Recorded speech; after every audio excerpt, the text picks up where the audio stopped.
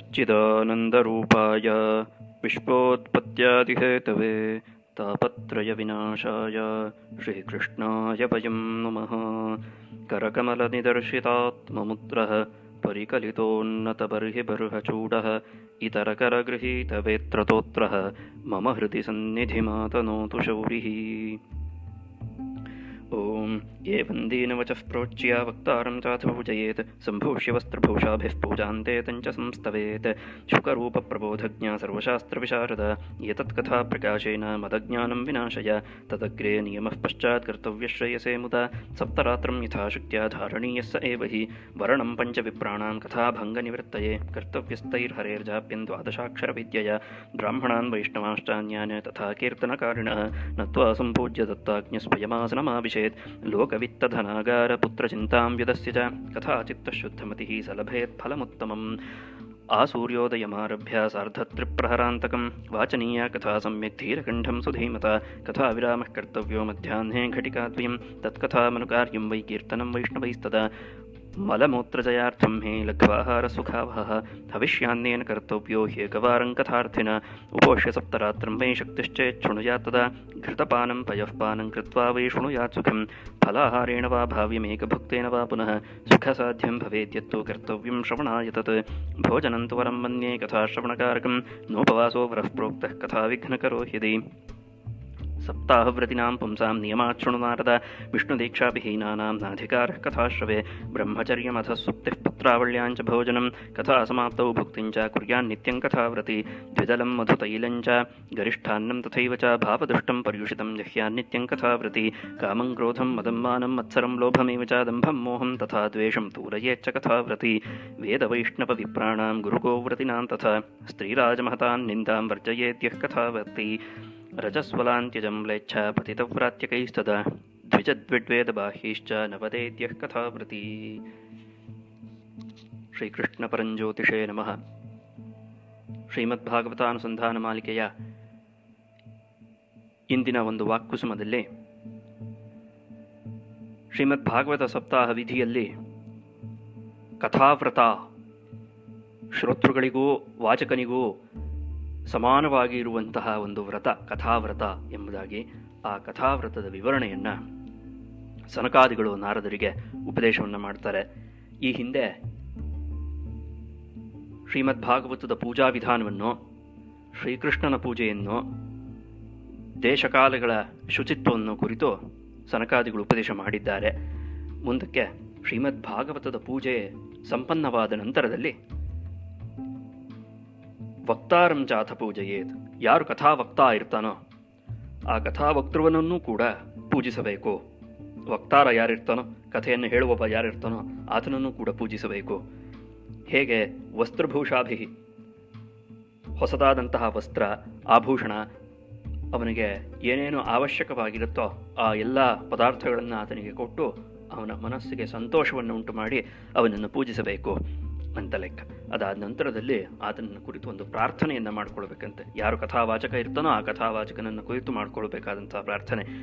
ಶುಕರೂಪ ಪ್ರಬೋಧಜ್ಞ, ಅಪಾ ನಾವಂತೂ ಆ ಶುಕಬ್ರಹ್ಮನನ್ನು ನೋಡೋಕ್ಕಾಗಲಿಲ್ಲ, ಆದರೆ ನೀನು ಸಾಕ್ಷಾತ್ ಶುಕಬ್ರಹ್ಮನ ಸ್ವರೂಪದಲ್ಲಿ ನಮ್ಮ ಕಣ್ಣು ಮುಂದೆ ನಿಂತಿದೆಯಾ, ಹಾಗಾಗಿ ಶುಕರೂಪ ನೀನು. ಪ್ರಬೋಧಜ್ಞ, ಕೇವಲ ಬೋಧಜ್ಞ ಅಲ್ಲ, ಜ್ಞ ಅಂದರೆ ತಿಳಿದವನು, ಬೋಧಜ್ಞ ಅಂದರೆ ತಿಳುವಳಿಕೆಯನ್ನು ತಿಳಿದವನು ಅಂತರ ಲೆಕ್ಕ. ಇದು ಪ್ರಬೋಧಜ್ಞ, ಸರಿಯಾದಂತಹ ತಿಳುವಳಿಕೆಯನ್ನು ತಿಳಿದವನು ನೀನು. ಎಷ್ಟು ಸರಿಯಾಗಿ ತಿಳ್ಕೊಂಡಿದ್ಯಾ ಅಂತ ಕೇಳಿದ್ರೆ ತಾನೊಬ್ಬನೇ ತಿಳ್ಕೊಳ್ಳೋದಲ್ಲದೆ ನೀನು ಯಾರನ್ನು ಕುರಿತು ಆ ಮಾತನ್ನಾಡ್ತೀಯೋ ಅವರಲ್ಲೂ ಕೂಡ ತಿಳುವಳಿಕೆಯು ಉಂಟಾಗುವಂತೆ, ಸಂಕ್ರಾಂತವಾಗುವಂತೆ ಮಾಡಬಲ್ಲಂತಹ ಸಾಮರ್ಥ್ಯವುಳ್ಳವನು ಪ್ರಬೋಧಜ್ಞ. ಸರ್ವಶಾಸ್ತ್ರ ವಿಶಾರದ, ಇದು ಬಹಳ ಮುಖ್ಯ. ಕಥಾವಾಚಕನಿಗೆ ಎಲ್ಲ ಶಾಸ್ತ್ರಗಳಲ್ಲೂ ಗತಿ ಇರಬೇಕು, ತಿಳುವಳಿಕೆ ಇರಬೇಕು, ತಳಸ್ಪರ್ಶಿಯಾದ ಅರಿವಿರಬೇಕು. ಏತತ್ ಕಥಾ ಪ್ರಕಾಶೇನ, ನೀನು ಈ ಭಾಗವತ ಕಥೆಯನ್ನು ಹೇಳುವುದರ ಮುಖಾಂತರ ಮದ ಅಜ್ಞಾನಂ ವಿನಾಶಯ, ನನ್ನಲ್ಲಿರುವಂತಹ ಯಾವ ಒಂದು ಅಜ್ಞಾನವಿದೆಯೋ ಆ ಅಜ್ಞಾನವನ್ನು ನೀನು ದೂರ ಮಾಡಬೇಕು ಎಂಬುದಾಗಿ ಕಥಾವಾಚಕರನ್ನು ಪ್ರಾರ್ಥನೆ ಮಾಡಿಕೊಳ್ಬೇಕು. ಅದಾದ ನಂತರದಲ್ಲಿ ನಿಯಮ ಕರ್ತವ್ಯ, ಒಂದು ನಿಯಮವನ್ನು ಅನುಸರಿಸಬೇಕು. ಕಥಾವಾಚಕನೂ ಕಥಾ ಶ್ರವಣವನ್ನು ಮಾಡುವಂಥವನು ಇಬ್ಬರೂ ಸಹ ಒಂದು ನಿಯಮವನ್ನು ಅನುಸರಿಸಬೇಕು ಅಂತ ಹೇಳ್ತಾ ಇದ್ದಾರೆ. ಎಷ್ಟು ದಿನಗಳವರೆಗೆ ಈ ನಿಯಮ ಇರಬೇಕಪ್ಪ ಅಂತ ಕೇಳಿದ್ರೆ ಸಪ್ತರಾತ್ರಂ, 7 ದಿನಗಳವರೆಗೆ ಸತತವಾಗಿ ಎಲ್ಲೂ ಬಿಚ್ಛಿತ್ತಿ ಉಂಟಾಗದಂತೆ, ತೊಡಕುಂಟಾಗದಂತೆ ಆ ಒಂದು ನಿಯಮವನ್ನು ಪಾಲಿಸಬೇಕು ಅಂತ ಲೆಕ್ಕ. ಯಥಾಶಕ್ತ್ಯಾಧಾರಣೀಯ, ಎಷ್ಟು ಸಾಧ್ಯವೋ ಅಷ್ಟು 7 ದಿನಗಳವರೆಗೂ ಪಾಲಿಸಬೇಕು ಅಂತ ಲೆಕ್ಕ. ಈ ಮಧ್ಯದಲ್ಲಿ ಕೆಲವು ಸನ್ನಿವೇಶಗಳು ಯಾವ ರೀತಿಯಾಗಿ ಒದಗಿ ಬರಬಹುದಪ್ಪ ಅಂತ ಕೇಳಿದ್ರೆ, ತಮ್ಮ ಕೈ ಮೀರಿದಂತಹ ಸನ್ನಿವೇಶಗಳು ಒದಗಿ ಬರಬಹುದು. ಅದನ್ನು ನಿವಾರಿಸೋದಕ್ಕೋಸ್ಕರವಾಗಿ ಯಾವ ಸನ್ನಿವೇಶದಲ್ಲಿ ಕಥಾವಾಚನವನ್ನು ಮಾಡಬಾರ್ದು, ಕಥಾಶ್ರವಣವನ್ನು ಮಾಡಬಾರ್ದು, ಅದರಲ್ಲೂ ವಿಶೇಷವಾಗಿ ಕಥಾವಾಚನವನ್ನು ಯಾವ ಸನ್ನಿವೇಶದಲ್ಲಿ ಮಾಡಬಾರ್ದು. ಉದಾಹರಣೆಗೆ ಯಾವುದೋ ಒಂದು ಮೈಲಿಗೆ ಬಂತು, ಮೃತಾಶೌಚ ಬಂತು, ತನ್ನ ಕುಟುಂಬದವರು ಅತ್ಯಂತ ಹತ್ತಿರದವರು ಯಾರೋ ಒಬ್ಬರು ತೀರಿ ಹೋದರು, ಆತ ತನ್ನ ಎಲ್ಲ ಕರ್ತವ್ಯವನ್ನು ಬಿಟ್ಟು ಆ ಸ್ಥಳಕ್ಕೆ ಧಾವಿಸಬೇಕಾಗತ್ತೆ. ಅಥವಾ ತನಗೆ ಏನೋ ಅನಾರೋಗ್ಯ ಉಂಟಾಯಿತು. ಈ ರೀತಿಯಾಗಿ ಕಥಾವಾಚಕನಿಗೆ ಒಂದು ವೇಳೆ ಹೀಗಾಗೋದ್ರೆ ಆಗ ಕಥೆಯ ಗತಿ ಏನು, ಅದನ್ನು ಮನಸ್ಸಲ್ಲಿಟ್ಟುಕೊಂಡು ಸನಕಾದಿಗಳು ಹೇಳ್ತಾ ಇದ್ದಾರೆ, ಕಥಾ ವಿಘ್ನವು ಉಂಟಾಗದಂತೆ ಕಥಾಭಂಗ ನಿವೃತ್ತಯೇ, ಕಥೆಯಲ್ಲಿ ಭಂಗ ಬಾರದೇ ಇರುವಂತೆ ಏನು ಮಾಡಬೇಕು ಅಂತ ಕೇಳಿದ್ರೆ ಪಂಚವಿಪ್ರಾಣಾಂ ವರಣಂ, 5 ಜನ ವಿಪ್ರರನ್ನು, ಬ್ರಾಹ್ಮಣೋತ್ತಮರನ್ನು ವರಿಸಬೇಕು ಅಂತ ಲೆಕ್ಕ. ಅವರಿಗೆ ವರ್ಣವನ್ನು ಕೊಟ್ಟು ಅವರನ್ನೂ ಕೂಡ ಆ ಕಥಾವಾಚಕ ಮಂಟಪದಲ್ಲೇ ಕೂರಿಸಿರಬೇಕು ಅಂತ ಲೆಕ್ಕ. 7 ದಿನವೂ ಕೂಡ ಯಾವತ್ತು ಯಾರಿಗೆ ಬೇಕಿದ್ರೂ ಏನಾದರೂ ಒಂದು ಅನಾನುಕೂಲತೆ ಉಂಟಾಗಬಹುದು. ಅಂತಹ ಸಮಯದಲ್ಲಿ ಕಥಾಭಂಗ ಉಂಟಾಗಬಾರದು ಅಂತ ಲೆಕ್ಕ. ಆ ಕಥಾಭಂಗ ಬಾರದಂತೆ ಆ ಕಥೆಯನ್ನು ಮುಂದುವರಿಸ್ಕೊಂಡು ಹೋಗೋಕ್ಕೆ ಬೇಕಾದಂತಹ ಸಾಮರ್ಥ್ಯವುಳ್ಳವರು, ಶಾಸ್ತ್ರವಿದ್ಯಾ ಸಂಪನ್ನರಾದಂತಹ 5 ಜನ ಬ್ರಾಹ್ಮಣರನ್ನು ವರಿಸಬೇಕು ಅಂತ ಲೆಕ್ಕ. ಒಂದು ವೇಳೆ ಮುಖ್ಯ ಕಥಾವಾಚಕನಿಗೆ ಏನೂ ಅನಾನುಕೂಲತೆ ಬರಲಿಲ್ಲ ಅಂತಾದರೆ ಈ 5 ಇದರಲ್ಲ ವಿಪ್ರರು, ಇವರ ಕರ್ತವ್ಯವೇನು ಅಂತ ಕೇಳಿದ್ರೆ ಭಗವನ್ನಾಮ ಜಪವನ್ನು ಮಾಡಬೇಕು ಅಂತ ಲೆಕ್ಕ. 12 ಮಂತ್ರವೇನಿದೆಯೋ, ಓಂ ನಮೋ ಭಗವತೆ ವಾಸುದೇವಾಯ, ಓಂ ನಮೋ ನಾರಾಯಣಾಯ ಎಂಬಂತಹ ಮಂತ್ರವೇನಿದೆಯೋ ಈ ಮಂತ್ರದ ಪಾರಾಯಣವನ್ನು, ಜಪವನ್ನು ಯಥಾಶಕ್ತಿ ಮಾಡಬೇಕು ಅಂತ ಲೆಕ್ಕ. ಆ ನಂತರದಲ್ಲಿ ಬ್ರಾಹ್ಮಣರನ್ನು, ವೈಷ್ಣವರನ್ನು, ವೈರಾಗ್ಯ ಸಂಪನ್ನರನ್ನು, ಅಲ್ಲಿ ನೆರೆದಿರತಕ್ಕಂತಹ ಗುರು ಹಿರಿಯರನ್ನೆಲ್ಲ ವಂದಿಸಿ ನಮಸ್ಕರಿಸಿ ಭಾಗವತ ಕಥಾವಾಚನವನ್ನು ಆರಂಭ ಮಾಡಬೇಕು ಅಂತ ಲೆಕ್ಕ. ಹೀಗೆ ತನ್ನ ಕಥಾವಾಚಕನ ಯಾವ ಒಂದು ಆಸನವಿದೆಯೋ ಆ ಆಸನವನ್ನು ಪ್ರವೇಶ ಮಾಡುವಾಗ ಅವನ ಮನಸ್ಥಿತಿ ಹೇಗಿರಬೇಕು ಅಂತ ಸನಕಾದಿಗಳು ಹೇಳ್ತಾರೆ. ಲೋಕದ ಚಿಂತನೆಯನ್ನು, ಹಣದ ಚಿಂತನೆಯನ್ನು, ಸಂಪತ್ತಿನ ಚಿಂತನೆಯನ್ನು, ಮನೆಯ ಬಗ್ಗೆನ ಚಿಂತನೆಯನ್ನು, ಮಕ್ಕಳು, ಹೆಂಡತಿ, ಬಂಧುಬಾಂಧವರು ಈ ಎಲ್ಲ ಚಿಂತನೆಯನ್ನು ವ್ಯುದಸ್ಯ ದೂರ ತಳ್ಳಿಬಿಡಬೇಕಂತೆ ಕಥಾವಾಚನವನ್ನು ಮಾಡಬೇಕಿದ್ರೆ. ಎಂತಹ ಕಷ್ಟಕರವಾದಂತಹ ನಿಯಮ ಇವೆಲ್ಲ. ಕೇಳುವುದಕ್ಕೆ ಅತ್ಯಂತ ಮನೋಹರವಾಗಿರುತ್ತೆ ಈ ನಿಯಮಗಳು, ಪರಿಪಾಲಿಸುವುದಕ್ಕೆ ಅತ್ಯಂತ ಕಠಿಣವಾದಂಥವು. ಕಥಾಚಿತ್ತ ಶುದ್ಧಮತಿ, ಸಂಪೂರ್ಣವಾಗಿ ಅವನ ಮನಸ್ಸು, ಕಥಾವಾಚಕನ ಮನಸ್ಸು ಕಥೆಯಲ್ಲಿ ಮುಳುಗಿ ಹೋಗಿರಬೇಕು ಅಂತ ಲೆಕ್ಕ. ಕಥಾಚಿತ್ತನಾಗಿ ಶುದ್ಧವಾದಂತಹ ಬುದ್ಧಿಯನ್ನುಳ್ಳವನಾಗಿ ಅವನು ಕಥಾವಾಚನವನ್ನು ಮಾಡಬೇಕು. ಹಾಗೆ ಕಥಾವಾಚನವನ್ನು ಮಾಡಿದಾಗ ಮಾತ್ರ ಲಭತೆ ಫಲಮುತ್ತಮಂ, ಉತ್ತಮವಾದಂತಹ ಫಲ ದೊರಕುತ್ತದೆ ಅಂತ ಹೇಳಿದ್ರು. ಈಗ ಕಥಾವಾಚನವನ್ನು ಯಾವ ಸಮಯದಲ್ಲಿ ಮಾಡಬೇಕು ಅಂತ ಕೇಳಿದ್ರೆ ಆಸೂರ್ಯೋದಯಮಾರಭ್ಯ, ಸೂರ್ಯೋದಯದಿಂದ ಆರಂಭ ಮಾಡಬೇಕು, ಸೂರ್ಯೋದಯದ ಕಾಲದಲ್ಲಿ ಆರಂಭ ಮಾಡಬೇಕು ಅಂತ ಲೆಕ್ಕ. ಹಾಗಾಗಿಯೇ ಹಿಂದೆ ನಿಯಮಗಳನ್ನು ಹೇಳಬೇಕಿದ್ರೆ, ಕಥಾವಾಚಕನಿಗೆ ನಿಯಮಗಳನ್ನು ಹೇಳಬೇಕಿದ್ರೆ ಸಂಕ್ಷಿಪ್ತವಾಗಿ ಎಷ್ಟು ಬೇಗ ಸಾಧ್ಯವೋ ಅಷ್ಟು ಬೇಗ ಸಂಕ್ಷಿಪ್ತವಾಗಿ ಸಂಧ್ಯಾ ಪೂಜಾ ಇತ್ಯಾದಿಗಳನ್ನು ಮುಗಿಸ್ಕೊಂಡಿರಬೇಕು ನಿತ್ಯಕರ್ಮವನ್ನು ಅಂತ ಲೆಕ್ಕ. ಭಾಗವತ ಕಥಾವಾಚನವನ್ನು ಮಾಡ್ತಾ ಇದ್ದೀನಿ, ಅದರಿಂದ ನಿತ್ಯಕರ್ಮವನ್ನು ಮಾಡದೇ ಹೋದರೂ ಆಗತ್ತೆ ಅನ್ನುವಂಥ ನಿಯಮ ಎಲ್ಲೂ ಇಲ್ಲ. ನಿತ್ಯಕರ್ಮಣಾಂ ಫಲಾಭಾವ ಅಂತ ಒಂದು ಶಾಸ್ತ್ರಾರ್ಥ ಉಂಟು. ಆಯ್ತೆ, ನಿತ್ಯಕರ್ಮಗಳನ್ನು ಚರ್ಚೆ ಮಾಡುವಾಗ ನಿತ್ಯಕರ್ಮಗಳಿಗೆ ಏನೂ ಫಲವಿಲ್ಲ ಅಂತ ಶಾಸ್ತ್ರವಾಕ್ಯ ಇದೆ. ಫಲ ಇಲ್ಲವಲ್ಲ ಬಿಡಿ, ಮತ್ತೆ ಸಂಧ್ಯಾವಂದನೆ ಮಾಡೋದ್ರಿಂದ ಏನೂ ಫಲ ಇಲ್ಲ. ಆಯ್ತೆ, ದೇವಪೂಜೆ ಮಾಡೋದ್ರಿಂದ ಏನೂ ಫಲ ಇಲ್ಲ, ಇದೆಲ್ಲ ನಿತ್ಯಕರ್ಮ ತಾನೆ, ಅದರಿಂದ ಸಂಧ್ಯಾವಂದನೆಯನ್ನು ಬಿಟ್ಬಿಟ್ರಾಯ್ತು, ದೇವಪೂಜೆಯನ್ನು ಬಿಟ್ಬಿಟ್ರಾಯ್ತು ಅಂತ ಕೇಳಿದ್ರೆ ಇತ್ತೀಚೆಯನ್ನ ಹಾಗಲ್ಲ ಶಾಸ್ತ್ರಕಾರರ ಅಭಿಪ್ರಾಯ. ಶಾಸ್ತ್ರದಲ್ಲಿ ನಿರ್ಣಯವಾಗಿದೆ, ನಿತ್ಯಕರ್ಮಣಾಂ ಫಲಾಭಾವ ಇತ್ಯಸ್ಯ ಅಭಿಪ್ರಾಯ ಕಃ ಅನ್ನೋದರ ನಿರ್ಣಯವನ್ನು ಹೇಳ್ತಾರೆ. ಅಲ್ಲಿ ಪ್ರತ್ಯವಾಯ ಅನ್ನುವಂಥದ್ದು ಬರುತ್ತೆ. ನಿತ್ಯಕರ್ಮವನ್ನು ಮಾಡುವುದರಿಂದ ಫಲ ಇಲ್ಲ, ಹೌದು, ಆದರೆ ಬಿಟ್ಟರೆ ಪಾಪ ಇದೆ ಅಂತ. ಇದು ಒಂದು ರೀತಿಯಾದಂತಹ ನಿಯಮ. ಶಾಸ್ತ್ರದಲ್ಲಿ ಇರುವಂತಹ ನಿಯಮ. ಶಾಸ್ತ್ರದಲ್ಲಿದೆ ಅನ್ನುವಂಥ ನಿಯಮ ಅನ್ನೋ ಕಾರಣಕ್ಕೋಸ್ಕರವಾಗಿ ಅದನ್ನು ಒಪ್ಕೋಬೇಕು ಅಂತಲ್ಲ. ಸೃಷ್ಟಿ ಸಹಜವಾಗಿ ಯಾವುದೋ ಒಂದು ವಿಷಯವನ್ನು ನಾವು ಪ್ರತಿನಿತ್ಯವೂ ಮಾಡ್ತಾ ಇದ್ದೀವಿ, ಅದರಿಂದ ನಮಗೆ ನಷ್ಟವಾಗಿಲ್ಲ. ಯದ್ಯಪಿ ಸಣ್ಣ ಸಣ್ಣದಾಗಿ ಆಗ್ತಾ ಇರುವಂತಹ ಲಾಭ ಒಂದು ವೇಳೆ ಮನಸ್ಸಿಗೆ ಬಂದಿಲ್ಲದೆ ಹೋದರೂ ದೊಡ್ಡದಾದಂತಹ ಯಾವ ನಷ್ಟವೂ ಉಂಟಾಗಿಲ್ವಲ್ಲ. ಆದರೆ ಯಾವತ್ತು ಆ ಒಂದು ಸಣ್ಣ ಚಟುವಟಿಕೆಯನ್ನು ನಾವು ಬಿಡ್ತೀವೋ ಅವತ್ತು ಇಡೀ ದಿನ ಏನೋ ಒಂದು ರೀತಿಯಾದಂತಹ ಅನಾನುಕೂಲತೆ ನಮ್ಮ ಮೈಮನಸ್ಸುಗಳಲ್ಲಿ ಉಂಟಾಗ್ತಾ ಇದೆ ಅಂತ ಒಂದು ವೇಳೆ ನಮಗೆ ಅರಿವಿಗೆ ಬಂದಿದ್ದರೆ, ಯಾವುದೋ ಒಂದು ಸಹಜವಾದಂತಹ ಸಣ್ಣ ಪುಟ್ಟ ಕೆಲಸಗಳನ್ನು ನಾವು ಹಚ್ಕೊಂಡಿರುವಂಥದ್ದು, ರೂಢಿಲಿಟ್ಕೊಂಡಿರುವಂಥ ವಿಷಯವನ್ನು ಕೈಬಿಟ್ಟಾಗಲೇ ಒಂದು ದಿನ ಎಷ್ಟು ಅನಾನುಕೂಲ ಆಯಿತು ಅಂತ ಅನ್ಸುತ್ತೋ, ಇನ್ನಂಥದ್ರಲ್ಲಿ ನಿತ್ಯಕ್ರಮವನ್ನು ಬಿಟ್ಟರೆ ಹಾಗನ್ನಿಸ್ತೇ ಇರುತ್ತೆ. ಆದ್ದರಿಂದ ಪ್ರತಿನಿತ್ಯವೂ ಸಂಧ್ಯಾ ವಂದನೆಯನ್ನು, ದೇವಪೂಜೆಯನ್ನು ತಪ್ಪದೆ ಬಿಡದೆ ಮಾಡಬೇಕು ಅಂತ ಲೆಕ್ಕ. ಅದಕ್ಕೆ ಯಾವುದೇ ರೀತಿಯಾದಂಥ ಆಲ್ಟರ್ನೇಟಿವ್ ಅನ್ನೋದಿಲ್ಲ. ಭಾಗವತವನ್ನು ಮಾಡ್ತಾ ಇದ್ದೀನಿ, ಅದರಿಂದ ನಿತ್ಯಕರ್ಮವನ್ನು ಮಾಡದೆ ಹೋದರೂ ಆಗುತ್ತೆ, ದೇವಪೂಜೆಯನ್ನು ಮಾಡದೆ ಹೋದರೂ ಆಗುತ್ತೆ, ಎಲ್ಲವೂ ಇದರಲ್ಲೇ ಸೇರಿಕೊಂಡಿದೆ. ಹೌದು, ಹಾಗಂದು ಮಾತ್ರಕ್ಕೆ ಪ್ರತಿನಿತ್ಯವೂ ಮಾಡ್ತಾ ಇದ್ದಂತಹ ದೇವಪೂಜೆಯನ್ನಾಗಲಿ ಸಂಧ್ಯಾವಂದನೆಯಾಗಲಿ ಬಿಡಬೇಕು ಅಂತ ಅರ್ಥವಲ್ಲ. ಅದನ್ನು ನಿತ್ಯ ಪೂಜೆ, ಅದನ್ನು ನಿತ್ಯ ಸಂಧ್ಯಾವಂದನೆ, ಅಹರಹ ಸಂಧ್ಯಾಮುಪಾಸೀತ ಅಂತ ವೇದವಾಕ್ಯವೇ ಹೇಳುತ್ತೆ. ಪ್ರತಿನಿತ್ಯವೂ ಸಂಧ್ಯೆಯನ್ನು ಉಪಾಸಿಸಬೇಕು ಅಂತ ಲೆಕ್ಕ. ಒಂದು ದಿನ ಮಾಡಿದ್ರೆ ಸಾಲದೆ ಅಂತ ಕೇಳಿದ್ರೆ ಇಲ್ಲ, ಹಾಗಲ್ಲ ಲೆಕ್ಕಾಚಾರ. ಅದು ಪ್ರತಿನಿತ್ಯವೂ ಮಾಡಬೇಕು. ಹಾಗಾಗಿ ನಿತ್ಯಕರ್ಮಗಳನ್ನು ಬಿಡೋ ಹಾಗಿಲ್ಲ. ಆ ನಿತ್ಯಕರ್ಮವನ್ನೆಲ್ಲ ಮುಗಿಸಿದ ನಂತರದಲ್ಲಿ ಸೂರ್ಯೋದಯದಿಂದ ಆರಂಭ ಮಾಡಿ ಭಾಗವತ ಕಥೆಯನ್ನು ಹೇಳಬೇಕು ಅಂತ ಲೆಕ್ಕ. ಸಾರ್ಧ ತ್ರಿಪ್ರಹರ ಅಂತಕಂ, 3.5 ಗಂಟೆಗಳ ಕಾಲ ಕಥಾವಾಚನವನ್ನು ಮಾಡಬೇಕು. ಮಧ್ಯಾಹ್ನದಲ್ಲಿ ಸ್ವಲ್ಪ ವಿರಾಮವನ್ನು ಕೊಡಬೇಕಂತೆ. 2 ಗಂಟೆಯಷ್ಟು ಘಟಿಕಾದ್ವಯಂ ವಿರಾಮ, ಕಥಾವಿರಾಮ ಕರ್ತವ್ಯ. ಹೇಗೆ ಹೇಳಬೇಕು ಕಥೆಯನ್ನು? ಸಮ್ಯಕ್ ವಕ್ತವ್ಯಂ, ಚೆನ್ನಾಗಿ ಹೇಳಬೇಕು. ಧೀರಕಂಠಂ, ಧೀರವಾದಂತಹ ಧ್ವನಿಯಲ್ಲಿ ಹೇಳಬೇಕು ಅಂತ ಲೆಕ್ಕ. ಅಷ್ಟೇ ಅಲ್ಲದೆ ಪಾಣಿನಿಯ ಶಿಕ್ಷೆಯಲ್ಲಿ ಯಾವ ವಿಧವಾದಂತಹ ಪಾಠಕ ಗುಣಗಳು ಅಂತ ಹೇಳಿದಾರೋ ಆ ಪಾಠಕ ಗುಣಗಳನ್ನೆಲ್ಲ ಹೊಂದಿರಬೇಕು ವಾಚಕ. ಪಾಠಕಾಧಮಾಹ ಅಂತ ಹೇಳಿದರೆ ಗೀತಿ ಶೀಘ್ರಿ ಶಿರಃಕಂಪಿ ತಥಾ ಲಿಖಿತ ಪಾಠಕ ಷಡೇತೆ ಪಾಠಕಾಧಮಾಹ ಅಂತ ಶಿಕ್ಷೆ, ಪಾಣಿನಿಯ ಶಿಕ್ಷಾ ಯಾವ ಒಂದು ದೋಷಗಳನ್ನು ಹೇಳುತ್ತೋ ಪಾಠಕನಲ್ಲಿ, ವಾಚಕನಲ್ಲಿ ಇರಬಾರ್ದು ಅಂತ ಆ ದೋಷಗಳಿಂದ ವಿರಹಿತನಾಗಿರಬೇಕು ಈತ. ಹೀಗೆ ಸಕಲ ಸದ್ಗುಣ ಸಂಪನ್ನನಾದಂತಹ ಕಥಾವಾಚಕನು ಸೂರ್ಯೋದಯದಿಂದ ಆರಂಭ ಮಾಡಿ ಸಂಜೆ ಆಗೊಲ್ಲಿವರೆಗೂ ಭಾಗವತ ಕಥೆಯನ್ನು ಮನಮುಟ್ಟುವಂತೆ, ಆಸ್ವಾದನೆಗೆ ಬರುವಂತೆ ಹೇಳಬೇಕು ಅಂತ ಲೆಕ್ಕ. ಈಗ ಮಧ್ಯದಲ್ಲಿ 2 ಗಂಟೆಗಳ ಕಾಲ ಮಧ್ಯಾಹ್ನದಲ್ಲಿ ವಿರಾಮವನ್ನು ಕೊಟ್ಟಾಗ ಏನು ಮಾಡಬೇಕು ಅಂತ ಕೇಳಿದ್ರೆ, ಭಜನೆಗಳು ನಡಿಬೇಕು, ಕೀರ್ತನೆಗಳು ನಡೀಬೇಕು, ಸಂಗೀತ, ಭಗವನ್ನಾಮಾವಳಿಯ ಸಂಗೀತ ಇತ್ಯಾದಿಗಳು ನಡೆಯಬೇಕು ಅಂತ ಲೆಕ್ಕ. ಮುಂದಕ್ಕೆ ಆಹಾರದ ಒಂದಷ್ಟು ನಿಯಮಗಳನ್ನು ಹೇಳ್ತಾರೆ.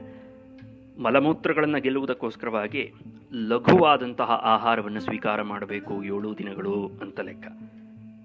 ಹವಿಷ್ಯಾನ್ನೇನ ಕರ್ತವ್ಯ, ಹವಿಸ್ಸು ಅನ್ನೋ ರೂಪದಲ್ಲಿ ತಯಾರು ಮಾಡಿದಂತಹ ಅನ್ನ ಏನಿದೆಯೋ, ಅಂದರೆ ಭಗವನ್ ನಿವೇದನಕ್ಕೆ ಅಂತ ತಯಾರು ಮಾಡಿದಂತಹ ಪದಾರ್ಥವೇನಿದೆಯೋ ಅದರಿಂದ ಏಕವಾರಂ ಕಥಾರ್ಥಿನ, ಕಥೆಯನ್ನು ವಾಚನ ಮಾಡುವವನೋ ಅಂದರೆ ಕಥೆಯನ್ನು ಹೇಳುವವನೋ ಮತ್ತು ಕಥೆಯನ್ನು ಕೇಳುವವನೋ ಇಬ್ಬರೂ ಸಹ ದಿನದಲ್ಲಿ ಆ ಭಾಗವತ ಸಪ್ತಾಹ ನಡೆಯುವಾಗ ಒಂದು ದಿನದಲ್ಲಿ 1 ಹೊತ್ತು ಮಾತ್ರ ಆಹಾರವನ್ನು ಸ್ವೀಕಾರ ಮಾಡಬೇಕು ಅಂತ ಲೆಕ್ಕ. ಅಥವಾ ಶಕ್ತಿಶ್ಚೇತ್, ಶಕ್ತಿ ಇದೆ ಅಂತ ಆದರೆ, ದೇಹದಲ್ಲಿ ಶಕ್ತಿ ಇದೆ ಅಂತ ಆದರೆ, ಮನಸ್ಸಿನಲ್ಲಿ ಧೃತಿ ಇದೆ ಅಂತ ಆದರೆ ಉಪೋಷ್ಯ ಸಪ್ತರಾತ್ರಂ ವೈ ಶೃಣುಯಾತ್, ವಾಚಯೇತ್ ಶೃಣುಯಾಚ್ಚ ಅಂತ ಅಭಿಪ್ರಾಯ. ಕಥೆಯನ್ನು ಹೇಳುವವನೋ ಮತ್ತು ಕಥೆಯನ್ನು ಕೇಳುವವನು ಇಬ್ಬರೂ ಕೂಡ ಉಪೋಷ್ಯ, ಕೇವಲ ನೀರನ್ನು ಸೇವಿಸಿಯಾದರೂ ಇರಬಹುದು, ಅಥವಾ ನಿಟ್ಟುಪವಾಸವನ್ನು ಮಾಡಿ ಬೇಕಿದ್ರೂ ಭಾಗವತ ಕಥೆಯನ್ನು ಕೇಳಬಹುದು ಅಂತ ಲೆಕ್ಕ. ಬಹಳ ಕಷ್ಟಕರವಾದಂಥ ನಿಯಮ. ಹೀಗೆ ಹೇಳಿಬಿಟ್ಟಿದ್ದಾರೆ ಅಂತ ಮಾಡಬೇಕು ಅಂತ ಬಲಪೂರ್ವಕವಾಗಿ ಮಾಡೋದಲ್ಲ, ಹಠಾತ್ತಾಗಿ ಬಲಾತ್ಕಾರವಾಗಿ ಬಲವಂತವಾಗಿ ಮಾಡಲೇಬೇಕು ಅನ್ನೋ ಹಠದಿಂದ ಮಾಡುವಂಥ ವಿಷಯವಲ್ಲ ಇದು. ಅದನ್ನು ಮುಂದೆ ಸನಕಾದಿಗಳೇ ಹೇಳ್ತಾರೆ ಆ ಮಾತನ್ನು ಕೂಡ. ಇಲ್ಲ ಘೃತಪಾನಂ, ದಿನದಲ್ಲಿ 1 ಹೊತ್ತು ತುಪ್ಪವನ್ನು ಕುಡಿದು ಅಷ್ಟೇ, ಒಂದೇ ಹೊತ್ತು ತುಪ್ಪವನ್ನು ಕುಡಿದಾದರೂ 7 ದಿನ ಇದ್ದು ವ್ರತವನ್ನು ಮಾಡಬಹುದು. ಇಲ್ಲ ಪಯಃಪಾನಂ, ಕೇವಲ ಹಾಲನ್ನು ಸ್ವೀಕಾರ ಮಾಡಬಹುದು ಅಂತ ಹೇಳಿದ್ರು. ಯಾವ ರೀತಿಯಾದಂಥ ಆಹಾರ ವ್ಯವಸ್ಥೆಯನ್ನು ಇಟ್ಕೊಳ್ಬೇಕಪ್ಪ ಅಂದರೆ, ಆ ಕಥೆಯನ್ನು ಕೇಳಿ ಆಸ್ವಾದನೆ ಮಾಡೋದಕ್ಕೆ ಬೇಕಾದಂತಹ ಮೈಮನಸ್ಸುಗಳಿರಬೇಕು. ಅದಕ್ಕನುಗುಣವಾದಂಥ ಆಹಾರ ವ್ಯವಸ್ಥೆಯನ್ನು ಇಟ್ಕೊಳ್ಬೇಕು. ಫಲಾಹಾರವನ್ನು ಮಾಡಬೇಕಿದ್ರೂ ಇರಬಹುದು, ದಿನದಲ್ಲಿ ಒಮ್ಮೆ ಮಾತ್ರ ಭೋಜನ ಮಾಡಬೇಕಿದ್ರೂ ಕಥೆಯನ್ನು ಕೇಳಬಹುದು. ನೋಪವಾಸೋ ವರಃ ಪ್ರೋಕ್ತಃ, ಅವರೇ ಹೇಳಿಬಿಟ್ರು, ಉಪವಾಸ ಅನ್ನುವಂಥದ್ದು ಅಷ್ಟು ಶ್ರೇಷ್ಠವಲ್ಲ. ಯಾವ ವಿಷಯದಲ್ಲಿ? ಭಾಗವತ ಸಪ್ತಾಹವನ್ನು ಕೇಳುವ ವಿಷಯದಲ್ಲಿ ಉಪವಾಸ ಅನ್ನುವಂಥದ್ದು ಅಷ್ಟು ಶ್ರೇಷ್ಠವಲ್ಲ. ಯಾಕೆ ಅಂತ ಕೇಳಿದ್ರೆ, ಉಪವಾಸದಿಂದ ದೀನನಾಗಿ ಕೃಶನಾಗಿ ಹೋದರೆ ಕಥೆ ಕೇಳುವುದರಲ್ಲಿ ಯಾವ ಆಸಕ್ತಿ ಇರುತ್ತೆ? ಕಥಾಕಾರರು ಸುಂದರವಾದಂತಹ ಭಾಗವತ ಕಥೆಯನ್ನು ಹೇಳ್ತಾ ಇದ್ರೆ ಈತ ತೂಕಡಿಸ್ತಾ ಇರ್ತಾನೆ. ಆಯ್ತೆ, ಅದರಿಂದ ಹಾಗಾಗಬಾರ್ದು. ಕಥೆಯಲ್ಲೇ ತಲ್ಲೀನನಾಗಿ ಕೇಳಬೇಕು ಕಥೆಯನ್ನು. ಹಾಗಿರೋದ್ರಿಂದ ಯಾವ ರೀತಿಯಾಗಿ ಭೋಜನವನ್ನು ಇಟ್ಕೊಳ್ಬೇಕು ಅಂತ ಕೇಳಿದ್ರೆ, ಭೋಜನಂತೂ ವರಂ ಮನ್ಯೆ ಕಥಾಶ್ರವಣ ಕಾರಕಂ. ಕಥೆಯನ್ನು ಕೇಳುವುದರಲ್ಲಿ ಯಾವುದೇ ವಿಘ್ನವನ್ನು, ಅಡಚಣೆಯನ್ನು ಉಂಟು ಮಾಡದಂತಹ ಭೋಜನ ವ್ಯವಸ್ಥೆಯನ್ನು ಇಟ್ಕೊಳ್ಬೇಕು. ಭೋಜನವನ್ನು ಮಾಡಕ್ಕೆ ಹೇಳಿದ್ದಾರೆ ಅಂತ ಹೇಳಿ ಆಯ್ತೆ 4 ದಿನ ತಿನ್ನುವ ಆಹಾರ ಪದಾರ್ಥವನ್ನು ಒಂದೇ ದಿನದಲ್ಲಿ ಒಂದೇ ಹೊತ್ತಲ್ಲಿ ತಿನ್ನುವುದೂ ಕೂಡ ತಪ್ಪು. ಆ ರೀತಿಯಾಗಿ ಭೋಜನ ಮಾಡಬಾರ್ದು. ಎಷ್ಟು ಆಹಾರವನ್ನು ಸ್ವೀಕಾರ ಮಾಡುವುದರಿಂದ ನಿದ್ರಾದಿಗಳು ಬಾಧಿಸಲ್ವೋ, ಆಲಸ್ಯ ಬಾಧಿಸುವುದಿಲ್ಲವೋ, ಕಥೆಯನ್ನು ಕೇಳುವುದರಲ್ಲಿ ಪ್ರವೃತ್ತಿ ಉಂಟಾಗುತ್ತೋ ಅಷ್ಟು ಆಹಾರವನ್ನು ಸ್ವೀಕರಿಸಬೇಕು ಅಂತ ಲೆಕ್ಕ. ಇನ್ನು ಮುಂದಕ್ಕೆ ಸಪ್ತಾಹವ್ರತಿನಾಂ ಪುಂಸಾಂ ನಿಯಮಾನ್ ಶೃಣು ನಾರದ. ಕೆಲವೊಂದಷ್ಟು ನಿಯಮಗಳಿದೆಪ್ಪ. ಸಪ್ತಾಹ ವಿಧಿಯಿಂದ ಭಾಗವತ ಕಥೆಯನ್ನು ಕೇಳುವವರಿಗೆ ಒಂದಷ್ಟು ನಿಯಮಗಳಿದೆ. ವಿಶೇಷವಾಗಿ ಅದನ್ನು ಹೇಳ್ತೀನಿ ಕೇಳು. ವಿಷ್ಣು ದೀಕ್ಷಾ ವಿಹೀನಾನಾಂ ನಾಧಿಕಾರ ಕಥಾಶ್ರವೆ. ಮೊಟ್ಟ ಮೊದಲನೇದಾಗಿ ಭಗವದ್ದೀಕ್ಷೆ ಇರಬೇಕು ಅಂತ ಲೆಕ್ಕ. ಭಗವಂತನ ಕಡೆಗೆ ಅವರ ಮನಸ್ಸು ವಾಲಿರಬೇಕು ಅಂತ ಲೆಕ್ಕ, ಆಲಂಬಿತವಾಗಿರಬೇಕು ಈ ಮುಂಚಿತವಾಗಿಯೇ. ಭಗವದ್ದೀಕ್ಷೆ ಇಲ್ಲ ಅಂತ ಆದರೆ ಅವರಿಗೆ ಕಥೆಯನ್ನು ಕೇಳುವುದರಲ್ಲಿ ಯಾವ ಅಧಿಕಾರವೂ ಇಲ್ಲ ಅಂತ ಲೆಕ್ಕ. ಬಹಳ ಸ್ಪಷ್ಟವಾದ ಮಾತುಗಳಲ್ಲಿ ಹೇಳ್ತಾ ಇದ್ದಾರೆ. ಇನ್ಯಾವ ಒಂದು ನಿಯಮ ಇರಬೇಕಪ್ಪ ಅಂತ ಕೇಳಿದ್ರೆ, ಬ್ರಹ್ಮಚರ್ಯವಿರಬೇಕು, ಇಂದ್ರಿಯ ನಿಗ್ರಹವಿರಬೇಕು. ಬ್ರಹ್ಮಚಾರಿಯಾದವನು ಯಾವ ಯಾವ ನಿಯಮಗಳನ್ನು ಪಾಲಿಸಬೇಕೋ ಆ ಎಲ್ಲ ನಿಯಮಗಳನ್ನು ಪಾಲಿಸಬೇಕು. 7 ದಿವಸಗಳ ಕಾಲ ಭಾಗವತ ಸಪ್ತಾಹ ಕಥಾ ಪೂರ್ತಿಯಾಗುವವರೆಗೂ ಬ್ರಹ್ಮಚರ್ಯದಲ್ಲಿರಬೇಕು. ಅಧಸುಪ್ತಿ, ನೆಲದ ಮೇಲೆ ಶಯನವನ್ನು ಮಾಡಬೇಕು ಅಂತ ಲೆಕ್ಕ. ನೆಲದ ಮೇಲೆ ಅಂದರೆ ಬರೀ ನೆಲದ ಮೇಲೆ ಅಂತ ಅರ್ಥ ಅಲ್ಲ. ಹಾಸಿಗೆ ಇತ್ಯಾದಿಗಳನ್ನು ಬಳಸಬಾರದು ಅಂತ ಲೆಕ್ಕ. ಮಂಚವನ್ನು ಏರಿ ಮಲಗಬಾರದು ಅಂತ ಲೆಕ್ಕ. ಅಧಸುಪ್ತಿ. ಪತ್ರಾವಳ್ಯಾಂಚ ಭೋಜನಂ. ಭೋಜನ ಪಾತ್ರೆಯಲ್ಲಿ, ಕಂಚಿನ ಪಾತ್ರೆಯೋ, ಬೆಳ್ಳಿಯ ಪಾತ್ರೆಯೋ, ಚಿನ್ನದ ಪಾತ್ರೆಯೋ, ಅದನ್ನು ಪ್ರತಿನಿತ್ಯ ಭೋಜನಕ್ಕೆ ಏನು ಬಳಸ್ತೀವ್ಯೋ ಆ ಪಾತ್ರೆಯಲ್ಲಿ ಭೋಜನವನ್ನು ಮಾಡಬಾರ್ದು. ಪತ್ರಾವಳಿಯಲ್ಲಿ ಭೋಜನವನ್ನು ಮಾಡಬೇಕು ಅಂತ ಲೆಕ್ಕ. ಬಾಳೆ ಎಲೆ, ಮುತ್ತುಗದ ಎಲೆ ಇಂತಹ ಪತ್ರಗಳಲ್ಲಿ ಭೋಜನವನ್ನು ಮಾಡಬೇಕು. ಕಥಾ ಸಮಾಪ್ತವು ಭುಕ್ತಿಂಚ ಕುರ್ಯಾನ್ ನಿತ್ಯಂ ಕಥಾವೃತಿ. ಕಥಾ ಸಮಾಪ್ತಿಯಾದ ತರುವಾಯ, ಅಂದಿನ ಒಂದು ಕಥಾಭಾಗ ಏನಿರುತ್ತೋ ಆ ಕಥಾಭಾಗ ಮುಗಿದ ನಂತರದಲ್ಲಿ ಭೋಜನವನ್ನು ಮಾಡಬೇಕು ಅಂತ ಲೆಕ್ಕಾಚಾರ. ಆಯ್ತೆ, ಅದಾದಮೇಲೆ ಯಾವ ಯಾವ ಪದಾರ್ಥಗಳನ್ನು ಬಿಡಬೇಕು ಅಂತ ಕೇಳಿದರೆ, ದ್ವಿದಳಂ, 2 ದಳಗಳುಳ್ಳಂತಹ ಯಾವ ಒಂದು ಪದಾರ್ಥಗಳಿದೆಯೋ ಅದನ್ನು, ಮಧು, ಜೇನುತುಪ್ಪ, ತೈಲ, ಎಣ್ಣೆ, ಗರಿಷ್ಠಾನ್ನಂ, ಬಹಳ ಶ್ರೇಷ್ಠವಾದಂತಹ ಒಂದು ಆಹಾರ ಪದಾರ್ಥ ಅನ್ನ ಏನಿದೆಯೋ ಅದು. ಅದೇ ರೀತಿಯಾಗಿ ಭಾವದುಷ್ಟಂ, 8 ವಿಧವಾದಂತಹ ದೋಷಗಳನ್ನು ಹೇಳ್ತಾರೆ ಆಹಾರದಲ್ಲಿ. ಅದರಲ್ಲಿ ಭಾವದುಷ್ಟ ಅನ್ನೋದು ಕೂಡ ಒಂದು ದೋಷ. ಯಾರಾದರೂ ಒಬ್ಬರು ಆ ಆಹಾರ ಪದಾರ್ಥಕ್ಕೆ ಕಣ್ಣು ಹಾಕ್ಬಿಟ್ಟಿದ್ರೆ ಅದು ಭಾವದುಷ್ಟ ಅಂತ ಆಗುತ್ತೆ. ಈತನಿಗೆ ಒಳ್ಳೆಯದಾಗಲೇ ಇರಲಿ ಅನ್ನುವಂಥ ಒಂದು ಸಂಕಲ್ಪವನ್ನು ಮಾಡಿ ಒಂದು ವೇಳೆ ಭೋಜನ ತಯಾರು ಮಾಡಿದರೆ ಅದು ಭಾವದುಷ್ಟ ಅಂತ ಆಗುತ್ತೆ.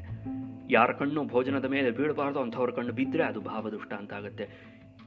ಕ್ಷುಬ್ಧವಾದಂತಹ, ಕ್ರೂರವಾದಂತಹ ಒಂದು ಚಿಂತನೆಗಳನ್ನು ಮನಸ್ಸಿನಲ್ಲಿ ಇಟ್ಕೊಂಡು ಭೋಜನವನ್ನು ತಯಾರು ಮಾಡಿದರೆ ಆ ಭೋಜನ ಭಾವದುಷ್ಟ ಅಂತ ಆಗುತ್ತೆ. ಈ ರೀತಿಯಾದಂತಹ ಭಾವದುಷ್ಟವಾದಂತಹ ಪದಾರ್ಥವನ್ನು ಸ್ವೀಕಾರ ಮಾಡಬಾರ್ದು ಅಂತ ಲೆಕ್ಕ. ಅದೇ ರೀತಿಯಾಗಿ ಪರ್ಯುಷಿತಂ. ಪರ್ಯುಷಿತ ಅಂತಂದರೆ 3 ಗಂಟೆಗಳ ಕಾಲ ಆದ ನಂತರದಲ್ಲಿ ಯಾವ ಪದಾರ್ಥ ಉಳ್ಕೊಳ್ಳುತ್ತೋ ಆ ಪದಾರ್ಥವನ್ನು ಸ್ವೀಕಾರ ಮಾಡಬಾರ್ದು ಅಂತ ಲೆಕ್ಕ. ಇದನ್ನು ನಿತ್ಯಂ ಜಹ್ಯಾತ್, ಪ್ರತಿನಿತ್ಯವೂ ಈ ಪದಾರ್ಥಗಳನ್ನು ಬಿಟ್ಟು ಕಥಾವೃತಿಯಾದವನು ಭಾಗವತ ಕಥೆಯನ್ನು ಕೇಳಬೇಕು ಎಂಬಂತಹ ದೀಕ್ಷೆಯನ್ನು, ವ್ರತವನ್ನು ಪಡ್ಕೊಂಡಂಥವನು ಈ ರೀತಿಯಾದಂತಹ ಆಹಾರ ಪದಾರ್ಥಗಳನ್ನು ವರ್ಜಿಸಬೇಕು, ತ್ಯಾಗ ಮಾಡಬೇಕು ಅಂತ ಲೆಕ್ಕ. ಇದರ ಜೊತೆಗೆ ಇನ್ನೂ ಏನನ್ನು ತ್ಯಾಗ ಮಾಡಬೇಕು ಅಂದರೆ, ಕಾಮವನ್ನು, ಕ್ರೋಧವನ್ನು, ಮದ, ಅಹಂಕಾರವನ್ನು, ಮಾನ, ಗರ್ವವನ್ನು, ಮಾತ್ಸರ್ಯವನ್ನು, ಲೋಭವನ್ನು, ದಂಭ, ಮೋಹ, ದ್ವೇಷ ಇದೆಲ್ಲವನ್ನು ಕೂಡ ದೂರ ಮಾಡಬೇಕು ಕಥೆಯನ್ನು ಕೇಳಬೇಕಿದ್ರೆ ಅಂತ ಲೆಕ್ಕ. ಕಥೆಯನ್ನು ಕೇಳಿದ್ರೆ ಇವೆಲ್ಲ ಹೋಗುತ್ತೆ ಅನ್ನೋ ಮಾತು ನಿಜ.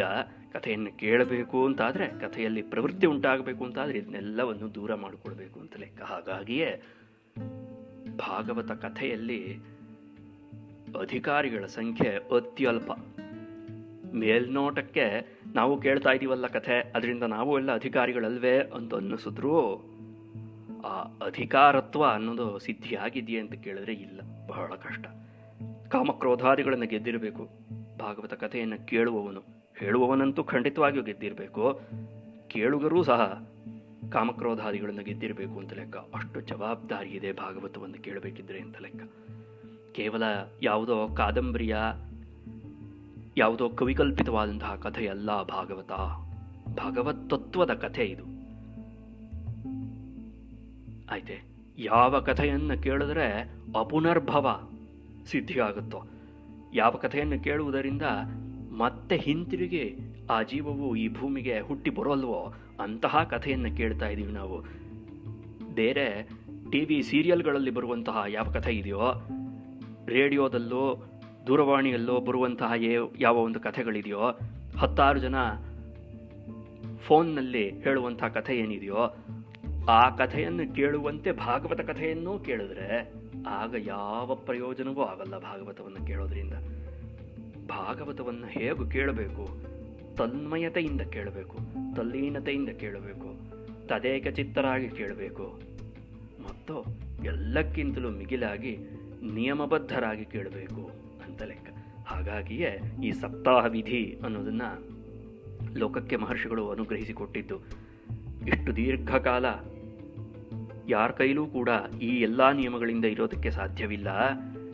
ಹಾಗಿರೋದ್ರಿಂದ ಕಡೆಯ ಪಕ್ಷ 7 ದಿನದಲ್ಲಾದರೂ ನಿಯಮಬದ್ಧವಾಗಿ ಇದ್ದು ಭಾಗವತ ಕಥೆಯನ್ನು ಅನುಸಂಧಾನ ಮಾಡಲಿ ಅಂತ ಲೆಕ್ಕ.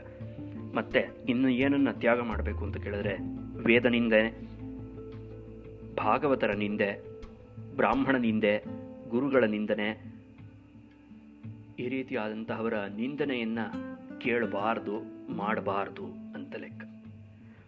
ಯಾವತ್ತೂ ಮಾಡಬಾರ್ದು. ಆಯ್ತೆ, ನ ಕೇವಲಂಯೋ ಮಹತೋಪಭಾಷತೆ ಶೃಣೋತಿ ತಸ್ಮಾದಪಿ ಯಸ್ಸ ಪಾಪಭಾಕ್ ಅಂತ ಕಾಳಿದಾಸ ಮಹಾಕವಿಯು ಕುಮಾರ ಸಂಭವದಲ್ಲಿ ಒಂದು ಮಾತನ್ನು ಹೇಳುತ್ತಾನೆ. ಮಹಾಪುರುಷರ ಬಗ್ಗೆ ಕೆಟ್ಟ ಮಾತನ್ನು ಆಡಿದವನು ಮಾತ್ರ ಪಾಪಿ ಅಲ್ಲಪ್ಪ, ಮಹಾಪುರುಷರ ಬಗ್ಗೆ ಆಡಿದಂತಹ ಕೆಟ್ಟ ಮಾತನ್ನು ಕೇಳಿಸಿಕೊಳ್ಳುವವನು ಪಾಪಿ ಆಗ್ತಾನೆ ಅಂತ ಲೆಕ್ಕ.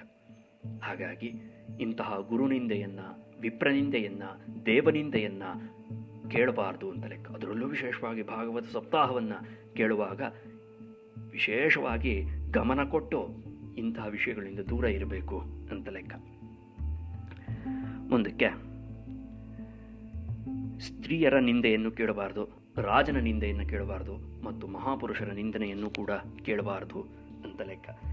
ಅದಾದ ನಂತರದಲ್ಲಿ ಯಾರ್ಯಾರನ್ನ ಸ್ಪರ್ಶ ಮಾಡಬಾರ್ದು ಅಂತ ಮುಖ್ಯವಾಗಿ ಹೇಳ್ತಾ ಇದ್ದಾರೆ. ಅದರಲ್ಲೂ ವಿಶೇಷವಾಗಿ ಸಪ್ತಾಹ ವಿಧಿಯಲ್ಲಿ, ಭಾಗವತ ಸಪ್ತಾಹವನ್ನು ಕೇಳುವ ಸಮಯದಲ್ಲಿ ಯಾರ್ಯಾರನ್ನ ಸ್ಪರ್ಶ ಮಾಡಬಾರ್ದು ಅಂದರೆ, ರಜಸ್ವಲ, ಯಾವ ಸ್ತ್ರೀಯು ರಜಸ್ವಲಿಯಾಗಿರ್ತಾಳೋ ಆ ರಜಸ್ವಲ ಆದಂತಹ ಸ್ತ್ರೀಯನ್ನು ಸ್ಪರ್ಶ ಮಾಡಬಾರ್ದು, ಆಕೆಯನ್ನು ನೋಡಬಾರ್ದು, ಆಕೆಯ ಛಾಯೆ ಬೀಳಬಾರ್ದು ಇತ್ಯಾದಿ.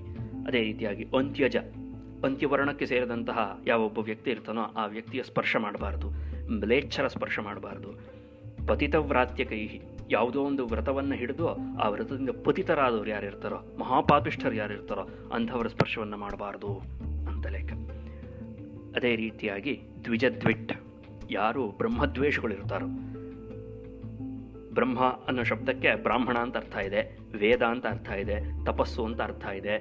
ಆಯ್ತೆ, ಹಾಗಿರೋದ್ರಿಂದ ಈ ಬ್ರಾಹ್ಮಣರನ್ನು ದ್ವೇಷಿಸುವವರು, ವೇದವನ್ನು ದ್ವೇಷಿಸುವವರು, ವೇದೋಕ್ತವಾದ ಎಲ್ಲ ಕರ್ಮಗಳನ್ನು ನಿಂದಿಸುವವರು, ದ್ವೇಷಿಸುವವರು ಯಾರಿರ್ತಾರೋ ಇಂತಹವರನ್ನು ಸ್ಪರ್ಶ ಮಾಡಬಾರ್ದು ಅಂತ ಲೆಕ್ಕ. ಸ್ಪರ್ಶ ಅಂದರೆ ಯಾವ ರೀತಿಯಾಗಿ ಸ್ಪರ್ಶ ಮಾಡಬಾರ್ದು ಅಂದರೆ, ಅವರ ಮಾತನ್ನು ನಾವು ಕೇಳಬಾರ್ದು, ನಮ್ಮ ಮಾತು ಅವ್ರಿಗೆ ತಲುಪಬಾರ್ದು. ಆ ರೀತಿಯಾಗಿ ಒಂದು ಅಂತರವನ್ನು ಕಾಯ್ದುಕೊಳ್ಬೇಕು ಅಂತ ಲೆಕ್ಕ. ಕಡೇ ಪಕ್ಷ ಈ ಸಪ್ತಾಹ ವಿಧಿ ಸಂಪೂರ್ಣವಾಗಲ್ಲಿವರೆಗಾದರೂ ಇಂತಹ ವ್ಯಕ್ತಿಗಳೊಡನೆ ಮಾತನ್ನಾಡಬಾರ್ದು ಅಂತ ಲೆಕ್ಕ. ಈ ರೀತಿಯಾಗಿ ಇದು ಶೋಷಣೆಯಲ್ಲವೇ? ಯಾವ ಶೋಷಣೆಪ್ಪ? ಎಲ್ಲಿಯ ಶೋಷಣೆ? ಅವರನ್ನು ಪೋಷಿಸಿದರೆ ಆತ್ಮಕ್ಕೆ ಶೋಷಣೆ ಆಗುತ್ತೆ, ಅದರ ಬದಲು ಅವರಿಗೆ ಶೋಷಣೆ ಆದರೂ ಆತ್ಮಕ್ಕೆ ಪೋಷಣೆ ಆಗುತ್ತೆ.